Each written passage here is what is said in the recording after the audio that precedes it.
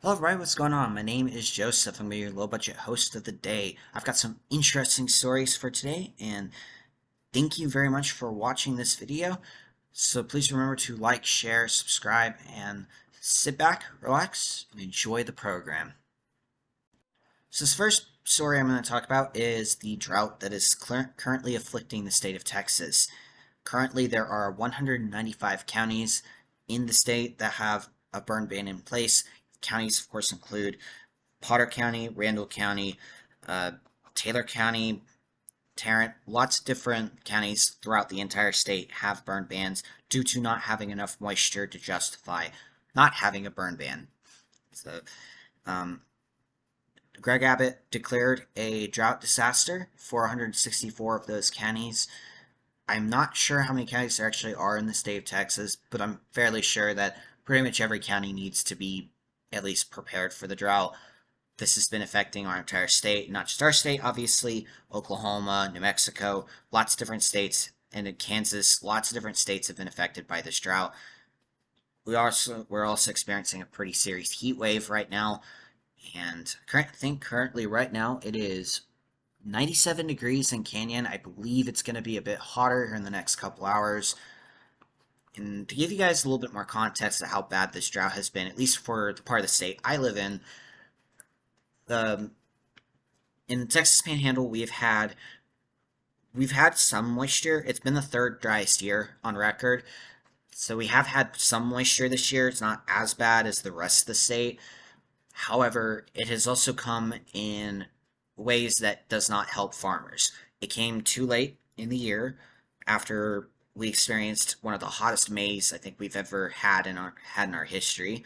Came after that. And it also came with hailstorms, some of the worst severe storms I've ever witnessed here, and it just soil was eroded away. Lots of wind blew away the rest of the dry soil, and natural and of course water erosion. Plants were destroyed by hailstones.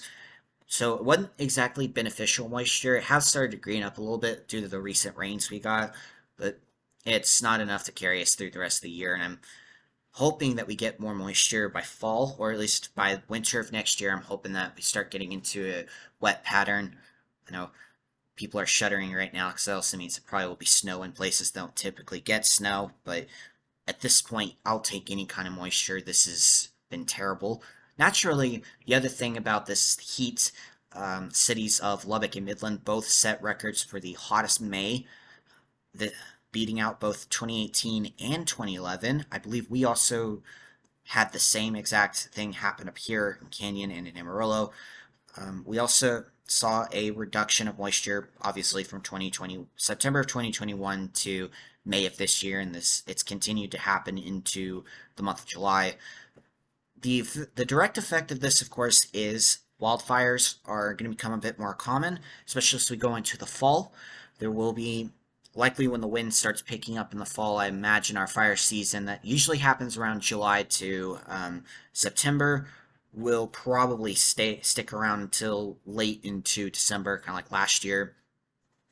Unfortunately, this year there were quite a few wildfires that broke out over the 4th of July due to fireworks. The notable city, of course, that was affected by this was the Dallas-Fort Worth Metroplex area. At one point, Dallas ended up receiving 230 calls of grass fire calls and structure fire calls due to fireworks sparking little wildfires. And Fort Worth had to cancel their fireworks show due to a somewhat larger fire breaking out near the Trinity River. And yeah, that's about it on that news. I'm sure there's going to be a lot more that comes up in the next couple of months. So just remember, when the burn ban is in effect, please do not pop off fireworks right now. It is still way too dry to be doing that. Also, if you really are that desperate to burn trash, please do it on a day when it's not ridiculously windy and just be prepared for anything to happen. Also, just try to avoid burning trash in general. I've seen people do it already, and I'm kind of annoyed with those people because we're still under the burn ban up here in Randall County. So, anyways, let's get on to the next story, shall we? So, the next story I want to talk about is a is an interesting one that does not come from our country, but rather the Netherlands. For those people who are probably not aware, right now the Netherlands is currently experiencing a lot of civil turmoil.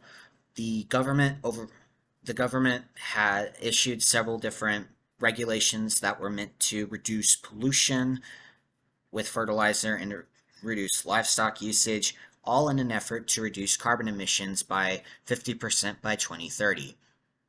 This has naturally sparked anger with the Dutch farmers who are who have, I feel like, are justified in doing what they're doing because they're being limited on being able to do their jobs. Fun fact about the Netherlands, they are the second largest exporter of food on the planet, which means that the regulations and the protesting combined will likely worsen food shortages that are already starting to get worse as it is. I will just say right now, it doesn't matter what kind of country you are. If you're first world country, third world country, it's gonna be a little tough for a while due to these regulations. And oddly enough, the Dutch government's not the only government on the planet right now that's trying to do some weird climate change based initiative that seems a bit too big to achieve by 2030. Let's go to the next story.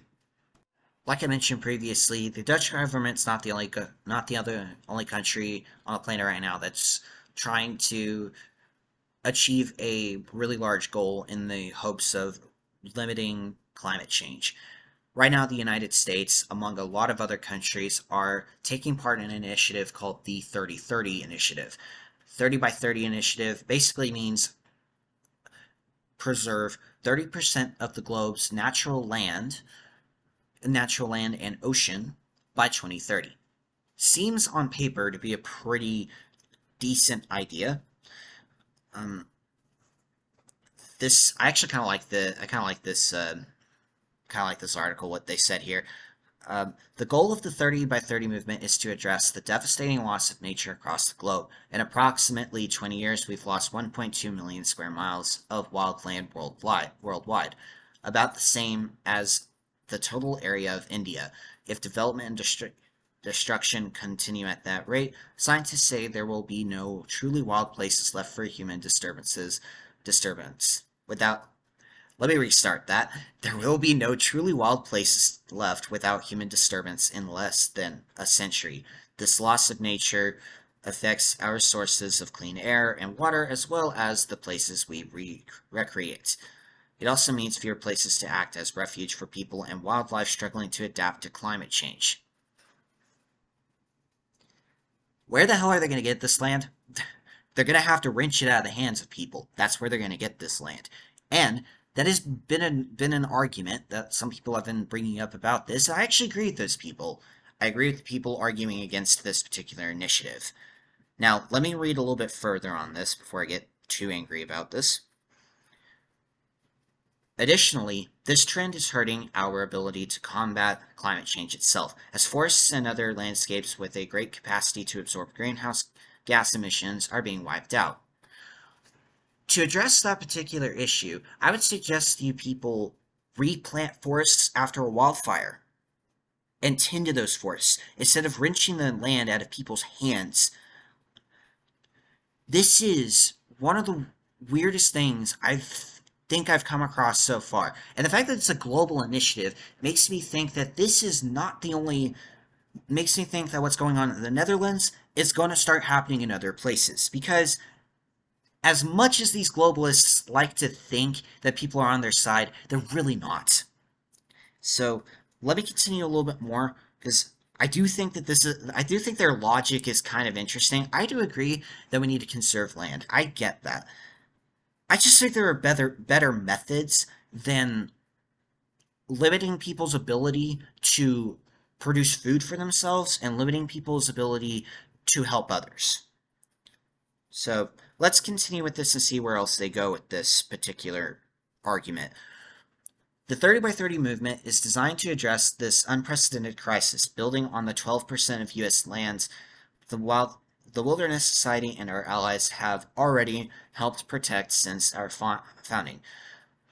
We're joining with partners on an initiative to protect 30% of U.S. lands and waters by the year 2030, guided by science and the traditional knowledge and input of indigenous communities and communities of color. That's about the wokest thing I think I've ever read on there. We're going to worship science, because everything has to be guided by the scientists who wisely locked our world down for 2 freaking years. And while we're at it, we're going to get input from groups of people that I'm not entirely sure care about the land as much as you guys think they do. It's about the most hippie thing I think I've read in this article so far. But let's continue. My snark, I must have more snark with this article. This goal mirrors an international effort to protect 30% of the Earth's wild areas, which scientists say is the minimum needed to prevent the worst consequences of climate change, including widespread loss of species. So, why is the West why is it Western countries are the only countries that seem to care about this? Because I can guarantee you, China doesn't give a rip about this. A lot of countries in Africa probably don't give a rip about this. I'm sure India doesn't have a choice. They want to, probably don't know, but if we're gonna do this, we need the globe. If you're gonna do this, one, you're gonna need the globe to do. We're gonna need the globe's help, and two, you're just gonna have to get rid of the woke BS, because the rest of the globe doesn't care about woke BS. That's why they have to censor movies that are going into places like the Middle East and Southeast Asia. Fun fact: those places don't care about about the woke politics of the West. So I don't think an initiative like this is going to work. I do find it kind of creepy that they have this airy language that they try to make it sound good, but in all reality, it's really just another excuse for eminent domain and other not great things for landowners. So I'll save my snark for later, because I'm fairly sure there's going to be more stories that pop up. But I do believe this gives you guys a good idea of what these people want to do. They want to rewild 30% of the globe by 2030, and they want to they want to do this by essentially gathering up land. And I have a feeling a lot of it's gonna have to do with gathering up land that does not belong to a government. And as we are seeing from the Netherlands, it's clear these Western nations that are obsessing over this do not care about land rights. Otherwise, they would not have tried to limit their own food production. So, alrighty, thank you very much for watching this video, and hope you guys have a good rest of your day. Do enjoy the rest of this week. Stay cool outside. It is going to be hot for a while, and please remember to like, share, subscribe to this channel. YouTube likes it when there's participation, and thank you for watching.